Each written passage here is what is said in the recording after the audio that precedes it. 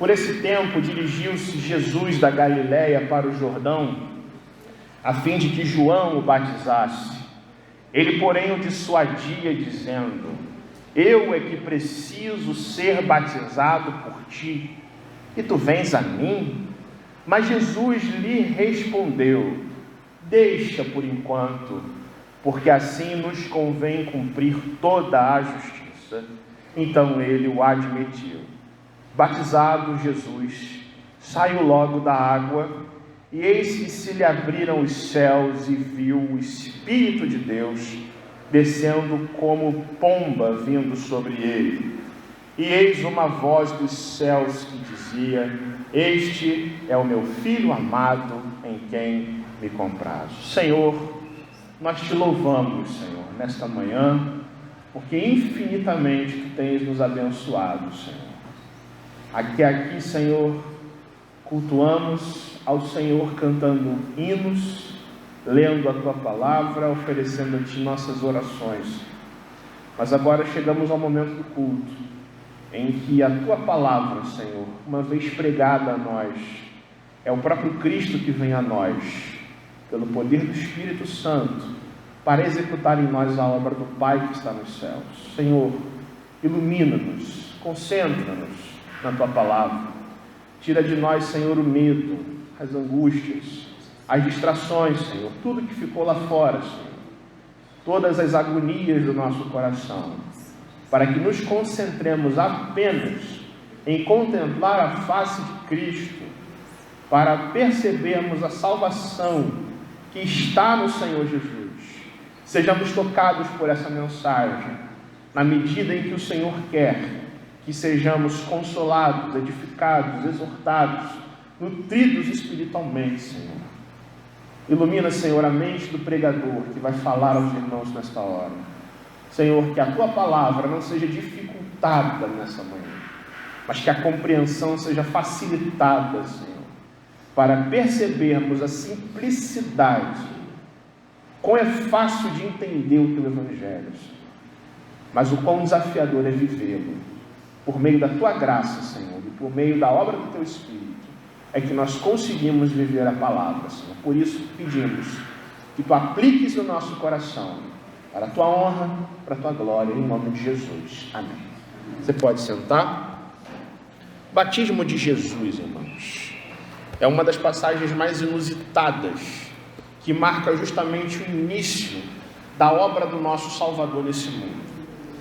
E quando a gente olha para os antecedentes imediatos ao que acontece nessa passagem da Bíblia que a gente leu, a gente vê o ministério de João Batista já proclamando o Messias que há de vir, já concretizando uma profecia, um oráculo de Deus, uma mensagem do profeta Isaías, que lemos neste culto, proferida 700 anos antes de Cristo, dizendo que haveria um dia em que o Messias chegaria para redimir o próprio povo de Deus, e isto seria precedido de uma preparação do caminho do Senhor.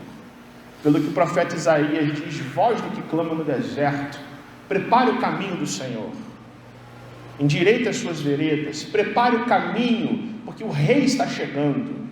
Todo vale será aterrado, todos os montes serão aplainados, e toda a glória do Senhor será vista na vida do Messias que está chegando. João Batista encarna essa mensagem com a sua própria vida. Vai para o deserto proclamar ao Senhor, e para ele vão as multidões.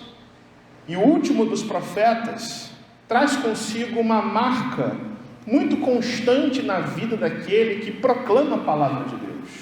Todo aquele que é profeta do Senhor, conforme o Antigo Testamento assim apresenta, tem uma marca muito grande de todos os profetas, que é justamente dizer a verdade de Deus, de falar aquilo que o Senhor colocou no seu coração. Pouco importa se a mensagem será aceita ou rejeitada, mas assim diz o Senhor. E se o Senhor falou, quem não ouvirá? Como diz o profeta Amós, rugiu o leão, quem não temerá o rugido do leão? Falou o Senhor Deus, quem não profetizará? E assim João Batista é marcado por esse ministério, como todos os profetas, de dizer coisas da parte de Deus, de falar aquilo que o Senhor põe no seu coração e especialmente dizer aquilo que as pessoas não gostam de ouvir. Essa é a marca dos profetas da palavra de Deus, mas de um jeito que sempre a verdade de Deus fica clara, que sempre a vontade do Senhor, que sempre aquilo que o Senhor prometeu fazer na história, seja para abençoar ou seja para punir, fique claro no entendimento daquele que ouve a palavra de nosso Deus, por mais sublime que seja, por mais preciosa que seja, por mais manancial de bênção que ela seja, nem sempre é fácil de ser engolida, porque quando lemos a palavra falando da nossa própria vida, lemos pecados que são denunciados, que são os mesmos pecados que cometemos, lemos pessoas que viveram da parte de Deus grandes vitórias, mas lemos também que a vida com Jesus Cristo, nosso Salvador, não se trata de fazer aquilo que queremos, ou fazer aquilo que gostamos, ou julgar o mundo com a nossa própria régua, mas sim com a medida da régua de Deus.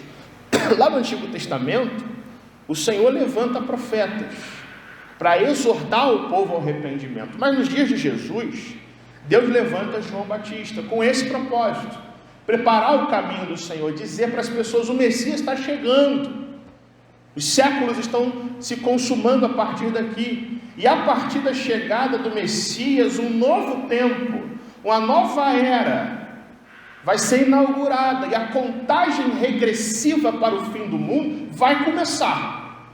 E nesse capítulo 3, o aparecimento de João Batista é uma marca disso. Ele chega, vai para o deserto da Judéia, começa as multidões irem para lá, para ouvir a palavra do Senhor e serem batizadas por um batismo de arrependimento para a remissão dos pecados delas, pessoas que queriam perdão de Deus, e portanto João Batista as admitia para o batismo. Não apenas, no entanto, pessoas bem intencionadas iam até João Batista, mas os evangelhos nos dizem que fariseus iam lá também, que saduceus iam lá também, que pessoas invejosas e não puras de coração iam lá para ver quem é esse profeta que está atraindo multidões. Gente movida de inveja, gente movida de recalque com o ministério profético de João Batista. Pessoas longe de Deus, legalistas, moralistas, muito aplicados na religião, mas sem misericórdia em seus corações. E diz o texto nos evangelhos que João Batista apresenta o cartão de visita para essa gente. Quando vê os fariseus e saduceus chegando no deserto, já abre as boas-vindas para eles, dizendo: raça de víboras, bando de serpentes, suas cobras, será que vocês acham mesmo que podem escapar do juízo de Deus sem uma conversão da mente e do coração de vocês? Um pregador que recebe seu auditório assim, um profeta, que já recebe colocando o juízo de Deus, que já fala a necessidade do coração. E João Batista fala para eles: olha, o machado já está posto na raiz das árvores, ou seja, o Messias está chegando. A condenação daquele que não crer na palavra de Deus é iminente. Deus já colocou o machado na árvore, vai derrubar a árvore. Prestem atenção no que está acontecendo. Toda árvore que não produz fruto de João Batista é cortada e lançada ao fogo. E tem mais: Deus já está com a pá na mão.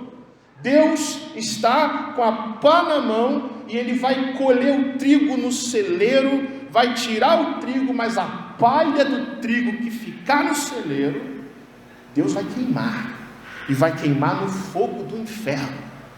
Imagina um pregador que recebe o seu auditório dessa forma, ele não vai ser elogiado pelas pessoas. Mas João Batista bota a verdade de Deus. O Messias está chegando. Vocês vão ficar vivendo do mesmo jeito? Vamos endireitar a vida. Vamos acertar a vida com Deus.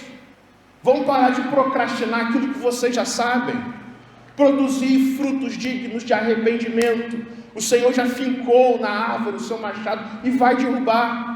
O Senhor já colheu, está com a pá na mão, pronto para colher o trigo, e vai queimar a palha daqueles que não ouvem a palavra do Senhor. Aí chega Jesus lá, nesse clima tão ânimo, né? Cheio de animosidade, tão cheio de exortações, pessoas ouvindo, muitos se convertendo, muitos sendo batizados, fariseus e saduceus, recalcados com a mensagem, essa palavra não é para a gente, nós somos filhos de Israel. Aí nesse ambiente, no deserto da Judéia, chega Jesus, de forma assim, súbita na história.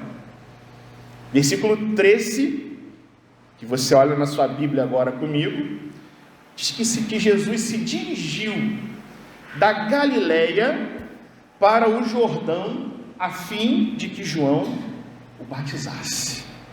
Jesus, que viveu até os 30 e poucos anos, 30, 31, 32, 33, no norte de Israel, na Galileia, junto das pessoas mais desfavorecidas, junto das pessoas mais humildes e simples, longe de Jerusalém, que fica ao sul, longe dos religiosos. Diz o texto de Mateus que ele sai do norte e viaja para o sul, obstinadamente com um propósito: eu quero ser batizado por João.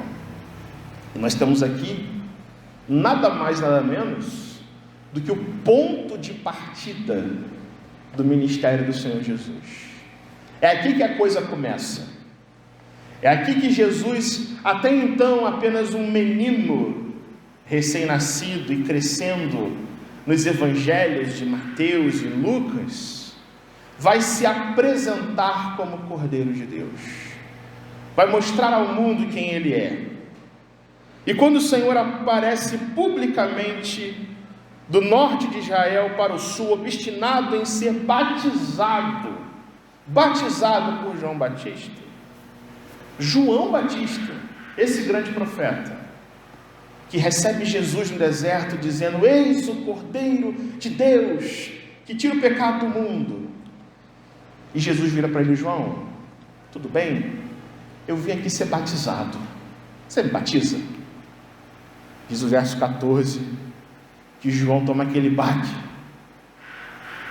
Que isso, Jesus? Eu batizar o Senhor? Que história é essa? Eu é que preciso ser batizado por ti, e tu vens a mim para ser batizado?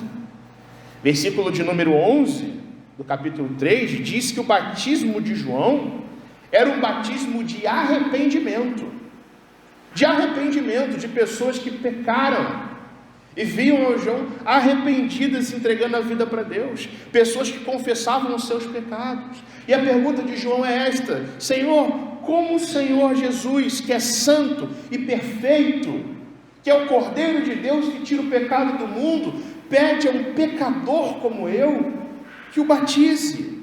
O menor é que tem que ser batizado pelo maior, e não o contrário. É o baque de João Batista, né? Aí Jesus explica o seu propósito. Versículo de número 15, Jesus vira para João Batista e diz: deixa por enquanto, porque assim nos convém cumprir toda a justiça. Ou seja, Jesus Cristo, que não teve o pecado, pede o batismo para João, com o propósito, irmãos, com o intuito de que no seu batismo, o seu ministério, a sua obra de salvação fosse selada, consagrada a Deus, e de reafirmar a própria missão do Pai que está nos céus: eu sou o Cordeiro de Deus que tira o pecado do mundo.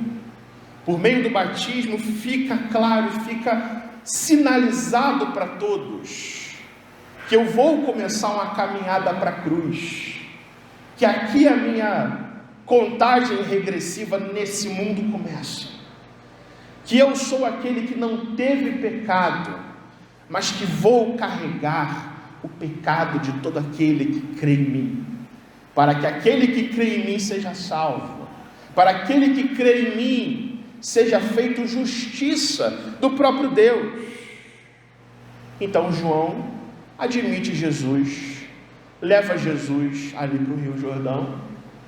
Não sabemos se mergulhou Jesus, não sabemos se borrifou água na cabeça, isso tanto faz como tanto fez, mas o que importa é o que está no verso 16, que diz que uma vez batizado, Jesus saiu logo da água, e eis que lhe se abriram os céus,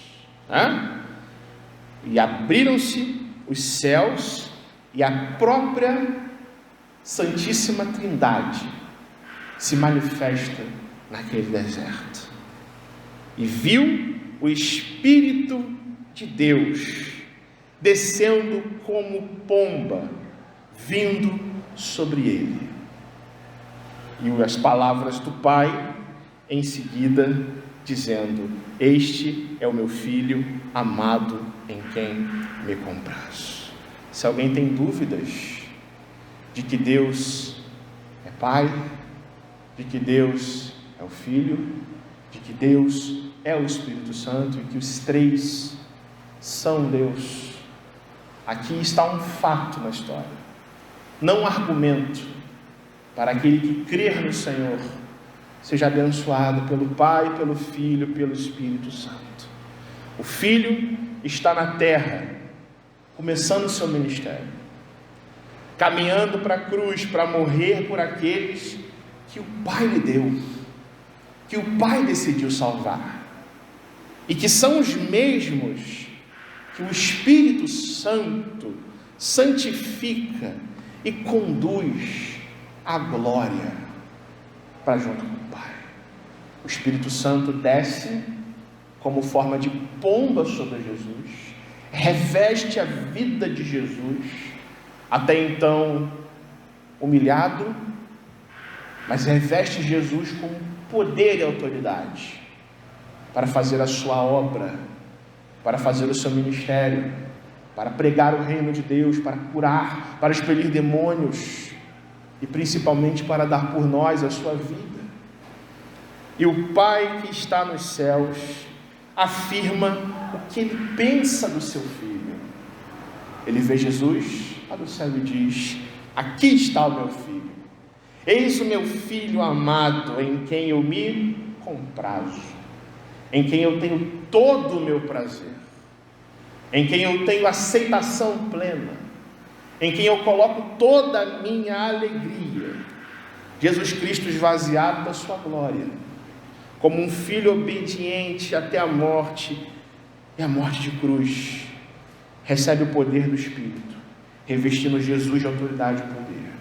E Jesus, ouvindo as palavras do Pai, dizendo: este é o meu Filho amado, em quem eu me comprazo, é o start de Jesus, é o começo da obra.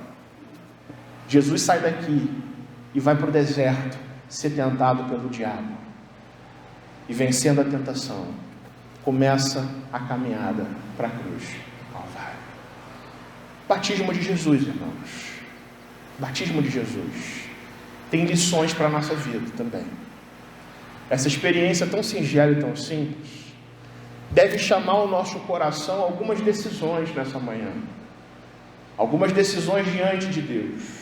Ainda que você seja uma pessoa batizada, ainda que você seja alguém que vai ser batizado hoje, como é o caso dos nossos irmãos, mas nos chama a olhar para o Pai, para o Filho e para o Espírito Santo, e sermos completamente ensinados, atingidos pela sua obra redentora nesse mundo, e sejamos, portanto, encontrados como pessoas que ouvem a voz de Deus e que aprendem as lições do batismo de Jesus. Quais são as lições?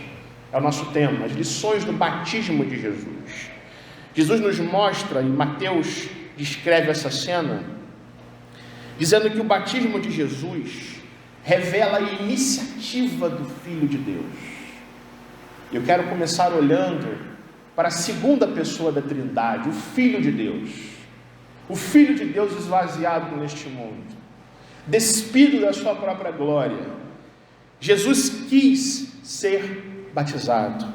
Aqui na palavra de Deus, diz no verso 13 que Jesus se dirige para a Galileia, da Galileia para o Rio Jordão, para que João o batizasse. Isso é muito importante, irmãos. Jesus toma a iniciativa. Jesus quis ser batizado. Jesus quis se entregar por nós. Jesus quis carregar o peso do nosso pecado. Ninguém sugestionou ele a fazer isso. Ninguém deu essa dica para ele. Ninguém disse para Jesus, sugerindo: Jesus, é bom que o Senhor seja batizado e o Senhor comece a fazer a vontade do Pai. Não. Jesus não foi forçado a fazer a obra de Deus, nem se forçou a isso contra a sua consciência, mas Jesus sabia que uma vez batizado, o seu ministério estaria aberto, inaugurado, que ele seria revelado publicamente como Filho de Deus, e com o batismo está selada a missão de Jesus, está revelada e apresentada a entrega do Filho de Deus, e que o cronômetro, o reloginho, vai começar a contar. E agora, Jesus, os seus últimos dias aqui na terra começaram. Meus irmãos, batismo não cria nada. Nenhum sacramento tem o poder de criar qualquer coisa, mas apenas de ser um selo, de um sinal de fé. E no caso de Jesus, o selo e um sinal de obediência ao Pai, de entrega à missão de Deus, e uma entrega voluntária do coração, da vida, do corpo, para sofrer, para se fazer usado aos propósitos e aos desígnios do Pai. Jesus estava obstinado a fazer a obra de Deus, e ninguém, por mais que o tentasse, conseguiria impedir o nosso Salvador de ir para a cruz, de glorificar o Pai nessa terra. O profeta Isaías, no capítulo 53, versículo 6, diz que todos nós andávamos desgarrados como ovelhas, cada um se desviava pelo caminho, mas diz que o Senhor fez cair sobre ele a iniquidade de todos nós. E para Jesus, isso começa no deserto da Judéia, quando ele é batizado, quando ele toma a decisão de ser batizado. Ele apresenta para mim e para você a sua iniciativa, a sua proatividade. Ninguém empurrou a Jesus a fazer nada, nem mesmo o Pai que está nos céus o forçou a morrer por nós.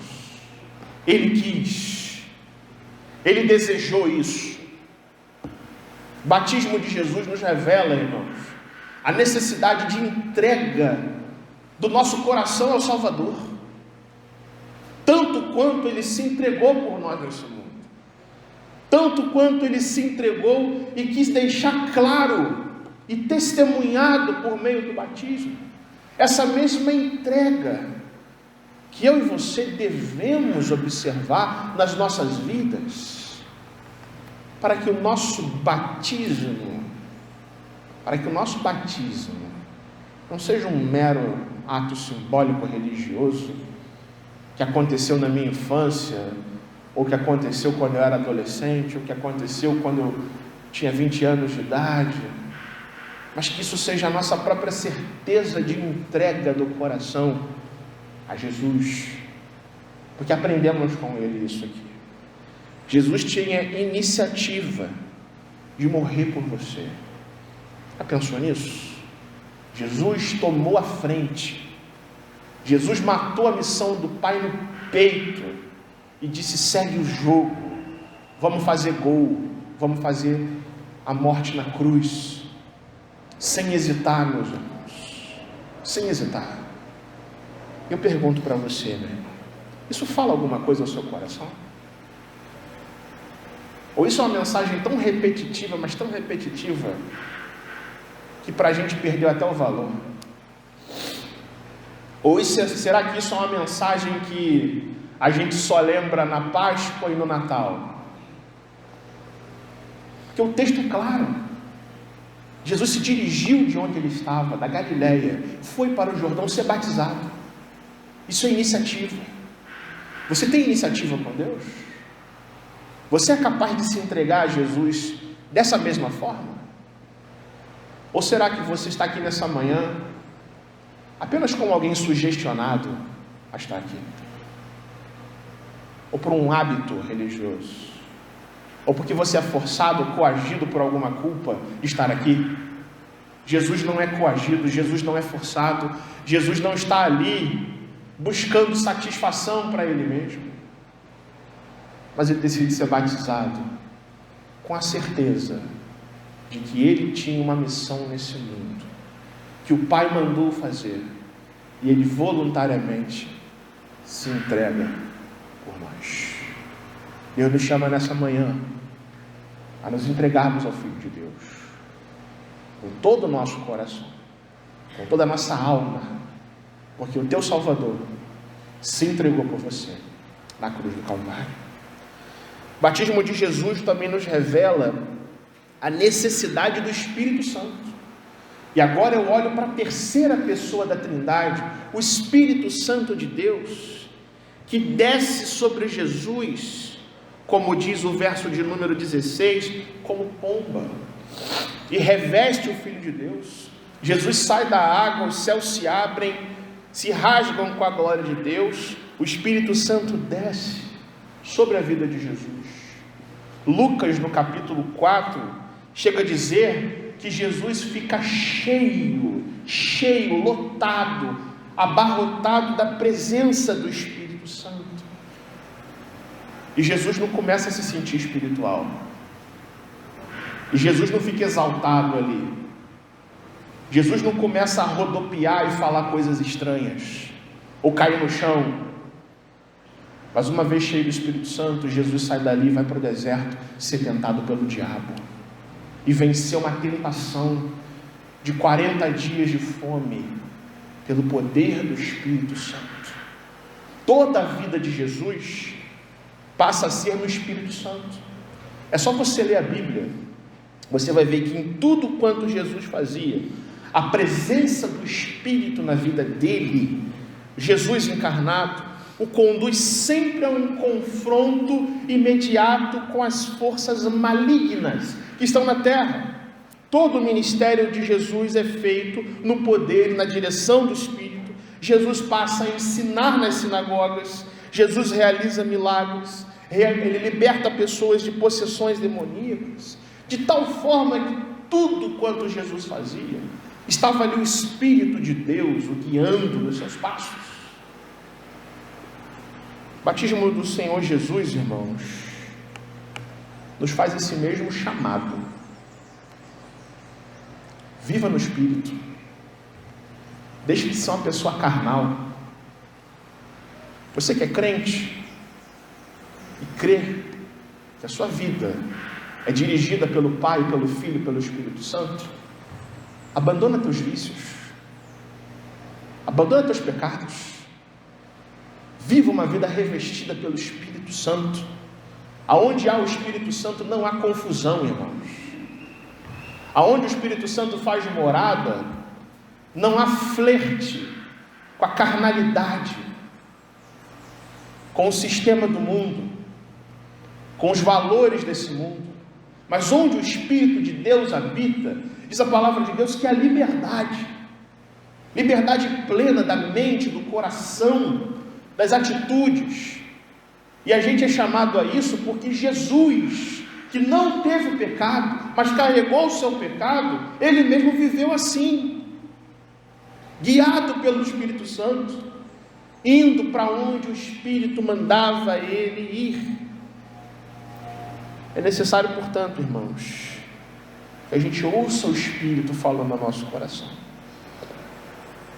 e a gente ore a Deus não só por bênçãos, não só para que Deus resolva os nossos problemas, embora isso seja até legítimo e correto, mas como prioridade e necessidade, deveríamos orar a Deus para que o Senhor limpasse o nosso coração, a nossa mente, para nos ensinar a ser pessoas não carnais, mas espirituais, para sermos crentes de verdade. Eu não estou falando de qualidades éticas e morais, eu estou falando de transformação, de lavar regenerador do coração da igreja, meu e seu, somente por meio do Espírito que isso pode acontecer.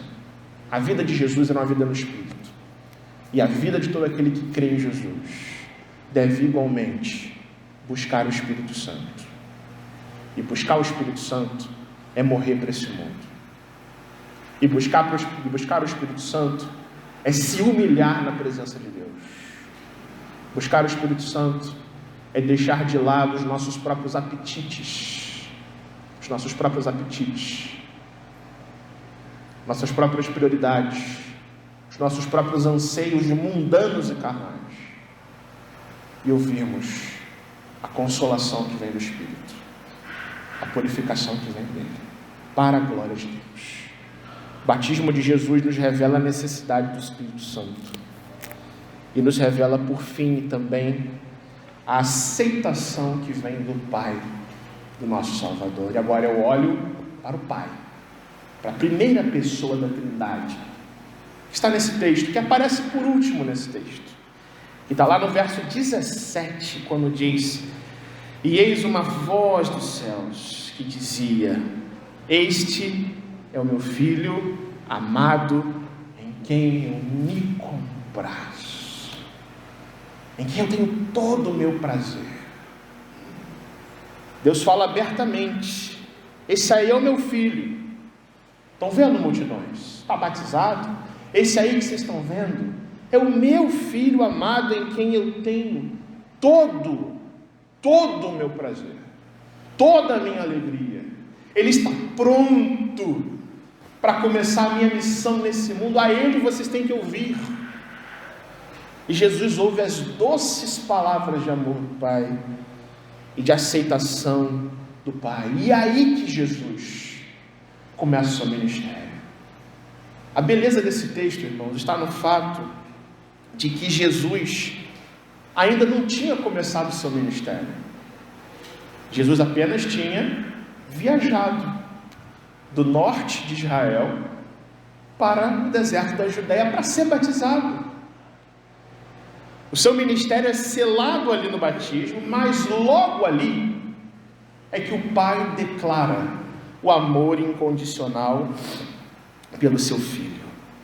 O Pai não ama o seu Filho pelo que o seu Filho faz, mas ama o seu Filho simplesmente pelo fato, meus irmãos, de que o Filho é o Filho.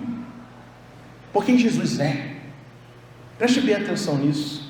Jesus não tinha pregado ainda, Jesus não tinha expulsado demônios, Jesus não tinha feito curas, Jesus não tinha operado milagres, prodígios e sinais, Jesus não tinha feito nada ainda. Mas o Pai, lá do céu, fala: esse é o meu Filho a quem eu amo.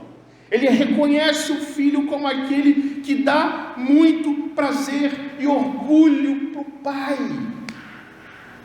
Meus irmãos, o Pai de nosso Senhor Jesus Cristo, sabe o que Ele faz aqui? Ele rompe com uma lógica maligna que está nesse mundo, que é chamado de o ciclo da aceitação. Sabe o que é o ciclo da aceitação? É o que a gente vive. A gente é ensinado desde pequeno que a gente tem que fazer muito, se esforçar muito, não é isso? Para a gente alcançar o reconhecimento das pessoas.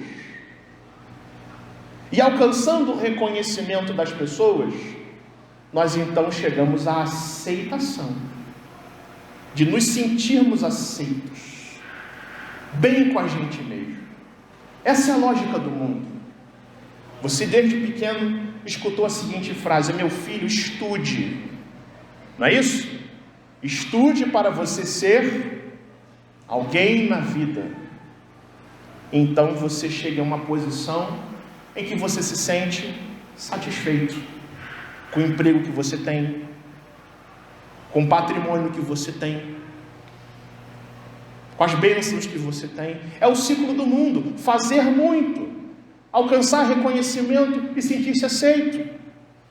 Você escuta hoje profissionais do meio corporativo, principalmente, dizendo: trabalhe bastante, vire a madrugada em prol dos seus sonhos, porque um dia todo o seu esforço vai ser o quê? Reconhecido pelas pessoas.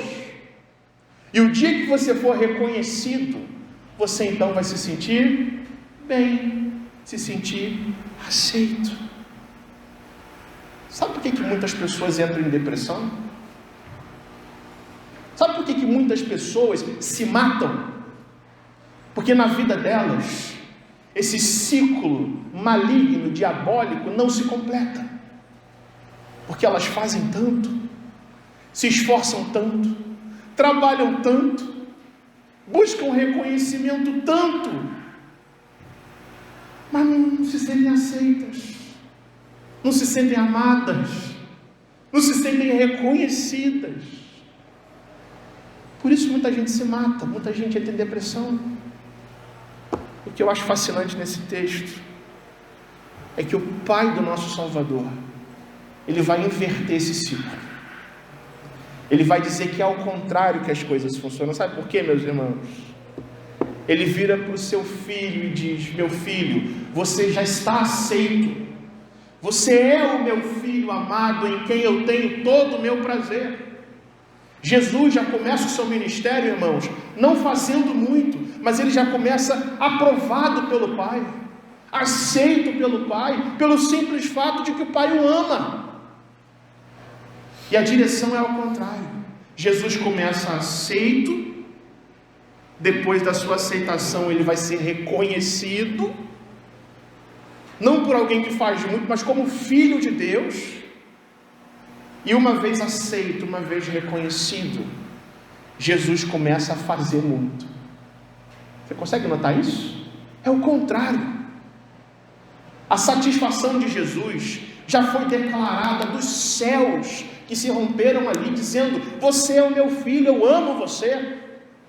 Você vai ser reconhecido, você vai ser alguém que faz muito para o meu reino, como consequência da minha aceitação. A aceitação não é algo que você tem que buscar, meu filho, porque você é o meu filho amado, em quem eu me comprazo.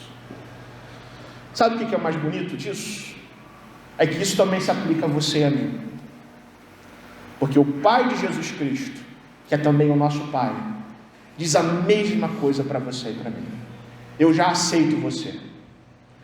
Você não tem que se esforçar para alcançar a minha aceitação, meu amor. Eu dou isso de graça, não por causa do nosso esforço, mas porque em Jesus Cristo eu e você somos adotados como filho de Deus, meus irmãos. Quando nos rendemos ao Senhor Jesus, do céu nós podemos ouvir as mesmas palavras que o Pai fala para o seu filho: você é o meu filho, em quem eu tenho todo o meu prazer. Paulo diz em Romanos, capítulo 8, verso 15, que Deus nos adota como filhos, nos dando um Espírito pelo qual nós clamamos: Abba, Pai. E que o próprio Espírito confirma ao nosso coração que somos filhos de Deus. E se somos filhos, somos também herdeiros. E se somos herdeiros, somos co-herdeiros de Deus com Jesus Cristo. Tudo que o Pai fala para o Filho, Ele fala para aquele que está no seu Filho. Se você ama ao Senhor Jesus, se você entrega a sua vida a Ele, você não tem necessidade, meu irmão, de procurar aceitação, de procurar likes, de procurar satisfação na aprovação das pessoas. Você não precisa ser uma pessoa que busca agradar todo mundo o tempo todo. Porque o Pai já te aceitou. E porque o Pai te aceitou, você é reconhecido no céu como filho de Deus. E você é chamado a fazer muito, a trabalhar muito, a ser uma bênção para a glória desse Deus. Porque o batismo de Jesus nos ensina essa aceitação. Nos ensina que somos aceitos por Deus, admitidos na sua presença, admitidos nos céus, não porque fazemos muito, porque nos esforçamos muito, porque trabalhamos muito, mas sim porque Jesus Cristo, o Filho de Deus vivo, fez muito. Ele fez, Ele é o Filho amado, que deu por você a sua vida, para que você tivesse hoje vida, e você hoje ouvisse o Pai dizendo no seu coração agora: você é meu filho, você é minha filha. Não busque aceitação do mundo, não busque satisfação em qualquer outra coisa, que não seja o reconhecimento do Pai em Cristo Jesus, nosso Salvador. Quero aplicar isso a você, meu irmão, nessa manhã, dizendo que o batismo de Jesus nos chama a honrar a obra do Filho de Deus. Amém? Vamos repetir? Honrar a obra do Filho de Deus. Queridos, nós precisamos crer em Jesus de todo o nosso coração, mas essa fé que há no nosso coração tem que crescer, tem que ser igual a semente que cresce e dá frutos dignos de arrependimento. Não é só a gente admirar, mas Cristo tem que ser honrado na nossa vida. Cristo é honrado na sua vida? Deus te chama nessa manhã isso. Com a sua vida você honrar, você tem iniciativa, tanto quanto Jesus Cristo, teu Senhor, teve por você, ao ser batizado e começar a sua obra expiatória, a sua obra redentora por você. Honre o Senhor Jesus no seu coração, nas suas atitudes, na sua vida. Deus também nos chama nessa manhã a nós nos curvarmos à exortação que vem do Espírito Santo para nós. Repita comigo: curvar-se à exortação do Espírito Santo.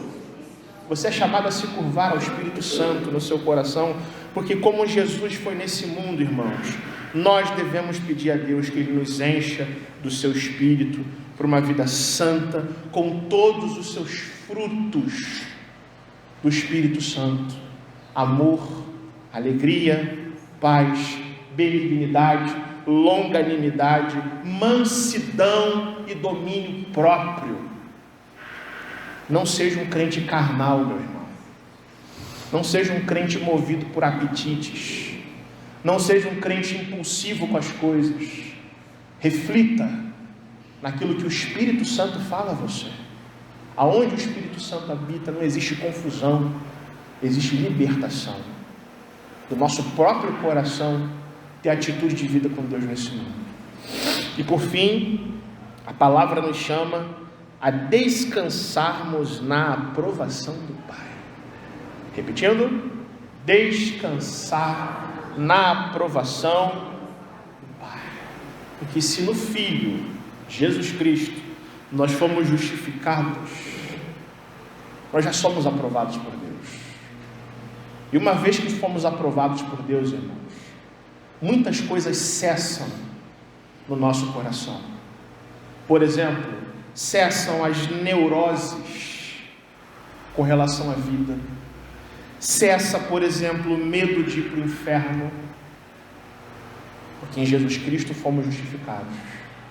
Cessa no nosso coração, irmãos, a necessidade de agradar todo mundo o tempo todo, ou querer ser aceito sempre por todo mundo. Meus irmãos, se o Pai já nos aprovou, se Deus diz para mim: você é meu filho, você é minha filha, em quem eu tenho todo o meu prazer, nós já nos sentimos aceitos, nós já somos chamados a ter satisfação, e não buscar satisfação em outras coisas, mas sim a fazermos muito, e todas as coisas somente para o louvor da glória de Deus, no nosso coração. Que Ele abençoe sua vida, que Ele mude o seu coração, que Ele chame você, mais uma vez, a se reencontrar com Ele, para a glória de Deus. Amém?